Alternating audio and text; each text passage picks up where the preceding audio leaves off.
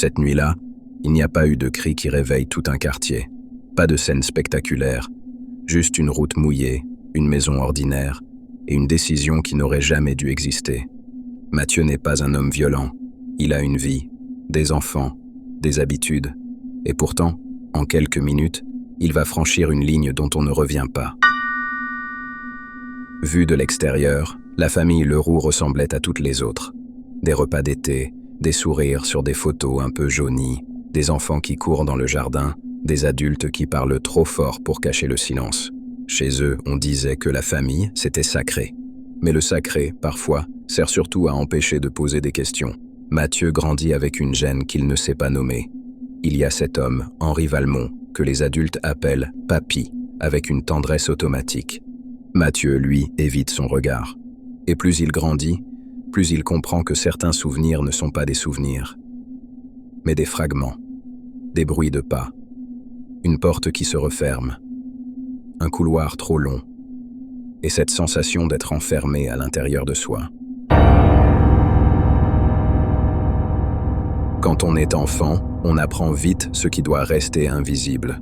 On apprend à rire au bon moment, à ne pas faire d'histoire. On apprend surtout qu'il existe une règle non écrite. Dans cette famille, on se protège en ne disant rien. Le silence devient une seconde peau, et personne ne voit qu'elle étouffe. Les années passent, Mathieu devient adulte. Il construit une vie normale, un travail, une compagne, des enfants. De l'extérieur, tout tient debout. À l'intérieur, c'est autre chose. Il y a des nuits où la colère monte sans prévenir. Des jours où une phrase, un film, une odeur suffit à faire remonter un vertige. Mathieu ne veut pas être défini par ça, mais ça est là, comme une fissure dans un mur porteur. Puis un drame frappe la famille. Un proche meurt, trop tôt. Mathieu regarde le cercueil, et une pensée le transperce. Tout ça a un coût, tout ça tue. Ce jour-là, il comprend qu'il ne s'agit pas seulement de passé, il s'agit de conséquences. Un repas de famille est organisé. Pas un repas joyeux, plutôt une réunion, lourde, maladroite, nécessaire. On se met autour de la table et quelqu'un commence. Une voix tremble, une autre s'effondre. Et peu à peu, l'impensable prend forme. Ils ne sont pas un cas isolé. Ils sont nombreux, beaucoup trop. Une liste se dessine, terrible, presque irréelle, comme si la même ombre avait traversé plusieurs générations. Ils veulent que la justice entende. Ils veulent que ce soit nommé, reconnu, sanctionné. Mais le temps a fait son œuvre. Dossiers impossibles, faits trop anciens, procédures limitées. Quand enfin une condamnation tombe, la peine paraît dérisoire face au vertige de ce qu'ils ont vécu. Mathieu se sent piégé. D'un côté la loi, de l'autre, une souffrance qui n'a jamais respecté aucun calendrier. Mathieu n'est pas un homme violent. Il déteste la violence. Mais la colère, elle, n'a pas besoin de permission. Un soir, après une soirée où l'alcool a trop circulé et où les souvenirs ont trop parlé, Mathieu et son cousin Julien se retrouvent seuls. Ils ressassent, ils tournent en rond. Ils se persuadent qu'ils ont besoin d'une seule chose, entendre Henri reconnaître. Entendre oui, entendre pardon. La décision se fait dans un moment étrange, comme si quelqu'un d'autre conduisait à leur place. La route est noire. Les phares découpent la campagne en morceaux. Mathieu fixe l'asphalte et il sent une dissociation s'installer. Cette impression d'être là sans être là, d'agir sans se sentir acteur. Julien ne dit presque rien. Il serre juste les mâchoires. Arrivé devant la maison d'Henri, tout paraît silencieux, banal. Une façade ordinaire.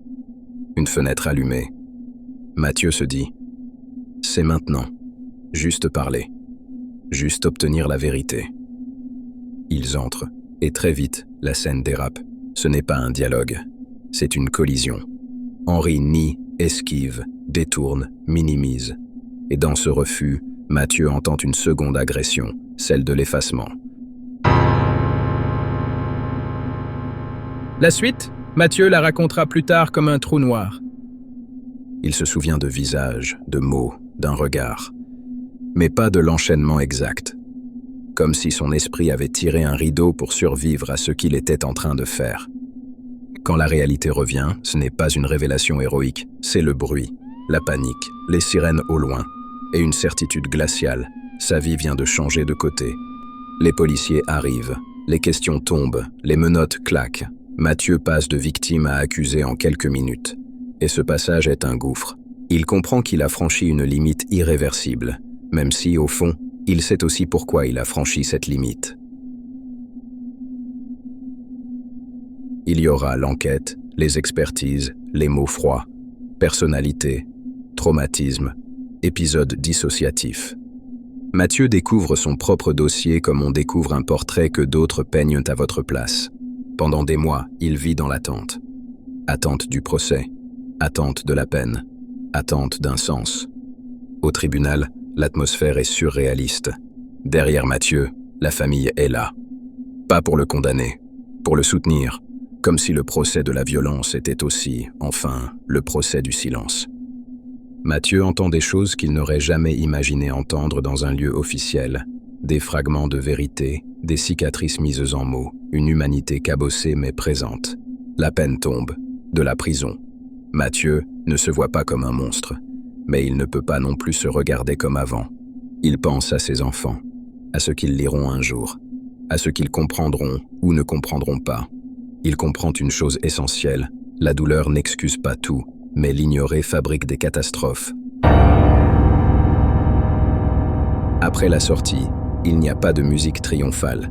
Il y a le quotidien, les regards, et ce poids qui ne disparaît pas parce qu'on le voudrait. Mathieu avance quand même. Pas pour effacer, pas pour se faire pardonner à la hâte, mais pour comprendre ce qui a mené jusque-là et ne plus laisser le silence décider à sa place. Il marche souvent, seul, sur un chemin qui n'a rien d'héroïque. Et pourtant, chaque pas est une réponse. Une réponse à l'enfant qui n'a pas été protégé. Une réponse à l'adulte qui a cru qu'un aveu pouvait réparer des années de déni. Avec le temps, une idée s'impose, simple et difficile.